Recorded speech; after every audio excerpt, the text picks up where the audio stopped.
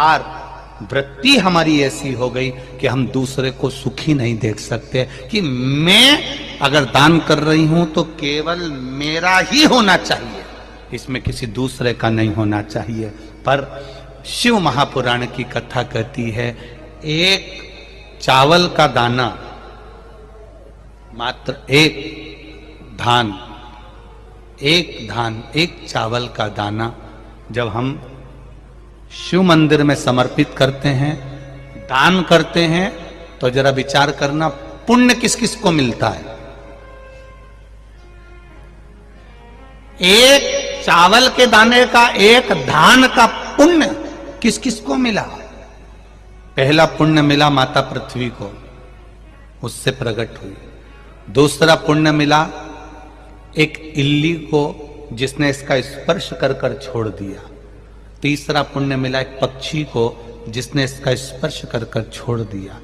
चौथा पुण्य मिला जिसने इसको उगाया।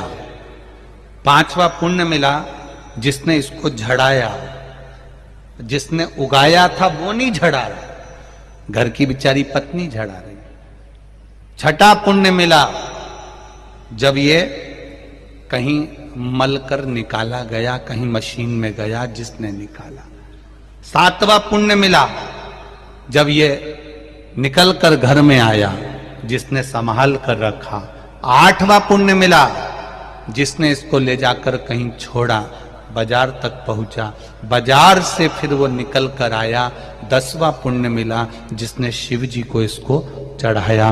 तब इनके खाते में भी एक चावल के दाने का, एक धान का पुण्य कट कट कर जाता रहा और इतने जीवों का कल्याण कर दिया। एक धान, एक चावल के दाने ने इतने को कल्याण कर दिया। विचार करना, केवल आप अगर भजन कर रहे हो, घर का कोई एक व्यक्ति भजन कर रहा है, घर का एक व्यक्ति अगर दान कर रहा है, घर का एक व्यक्ति अगर जल भी चढ़ा रहा है, घर का एक व्यक्ति भी अगर मंत्र जाप कर रहा है। वैसे तो शिव पुराण कहती है कि घर में 4 लोग हैं तो चारों जल चढ़ाओ, घर में 4 लोग हैं चारों दान करो, घर में 4 लोग हैं चारों भजन करो, घर में 5 लोग हैं 5 भजन करो, घर में जितने सदस्य वो 1 लोटा जल शिव जी को चढ़ाए।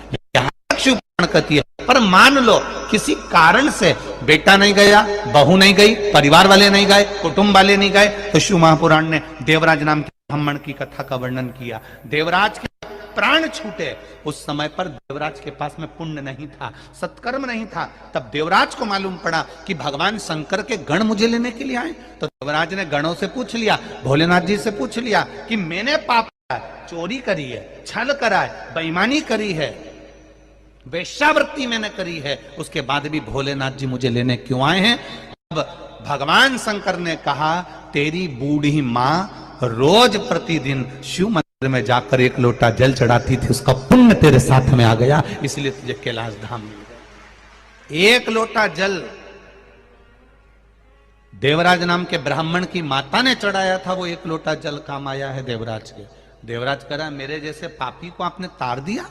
क्यों तार दिया? मैंने तो छल करा, बेईमानी करी, कपट करा, नारी को गलत दृष्टि से देखा, धन चुरा कर लाया, कितना कितना धन मैंने चुराया, कितना गलत काम करा, उसके बाद भी भोलेनाथ आपने मुझे तार दिया। शिव जी कहते हैं, देवराज तुझे तारने का कारण केवल एक है कि तेरी माता रोज शिव जी के मंदिर जाती है, ठंड लग रही है, गर्मी पड़ रही है, बारिश पड़ रही है, पांव कप कपा रहे हैं, तो भी बूढ़ी माँ, बुजुर्ग माँ शिव मंदिर तक जा रही है। आप में भी हमने देखा है, छत्तीसगढ़ के हों, चाहे गुजरात के, महाराष्ट्र के, राजस्थान के, चाहे जहां के लोग हैं, जितने भी भक्त शिव महापुराण की कथा सुन रहे हैं, इनका भाव, इनका हृदय, एक बात जरूर हमने देखी है कि ये भी 1 लोटा जल लेकर जाते हैं, चाहे गर्मी पड़े, बारिश पड़े, ठंड पड़े, कुछ भी हो, शिव के द्वार जाना,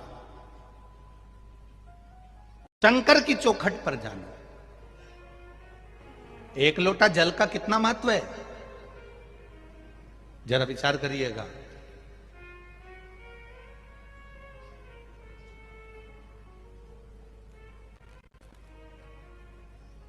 दधीचि ऋषि की धर्म पत्नी का श्राप देवताओं को लगा।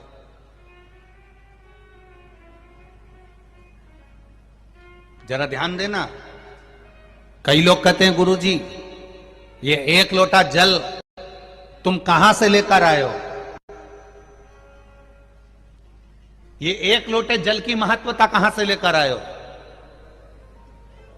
जो दुनिया के लोग शिव महापुराण पर उंगली उठाएं, शंकर जी की पूजन पाठ पर उंगली उठाएं, उनको ये कथा जरूर सुना देना कि एक लोटा जल कहां से आया। शिव मंदिर में जब आप कभी जाएं शंकर भगवान की, कभी ऐसा मौका लगे कि आपको लगे कि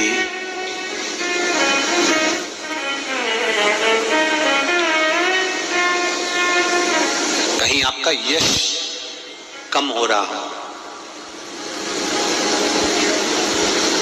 आप जानते हो कि मुझको ये काम करवाना है और ये काम आगे हो ही नहीं रहा है,